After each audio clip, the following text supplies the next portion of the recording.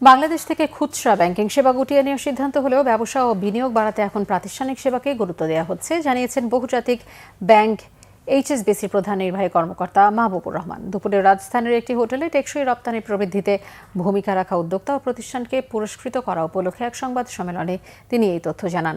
অনুষ্ঠানে এনভয় গ্রুপের চেয়ারম্যান কুতুবুদ্দিন আহমেদ এবং ডিবিএল গ্রুপের ব্যবস্থাপনা পরিচালক এম এ জব্বার রপ্তানি বাণিজ্যের নানা চ্যালেঞ্জ তুলে ধরেন। রপ্তানি বাড়াতে কাঁচামাল আমদানি বাড়ানো ও ব্যাংক ঋণের সুদের হার কমানোর তাগিদ দেন তারা। অনুষ্ঠানে এইচএসবিসির প্রধান নির্বাহী জানান, বাংলাদেশের 10% রপ্তানি কার্যক্রমে সরাসরি ভূমিকা রাখছে এইচএসবিসি। তারা ব্যাংক, রিটেইল ও ব্যাংকিং সেবা থেকে দৃষ্টি সরিয়ে এখন কর্পোরেট ব্যবসায় গুরুত্ব দিচ্ছে বলেও জানানো হয় সংবাদ সম্মেলনে।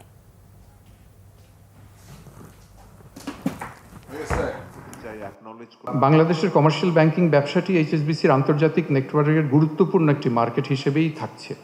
এটা আগেও ছিল, এখনও থাকছে।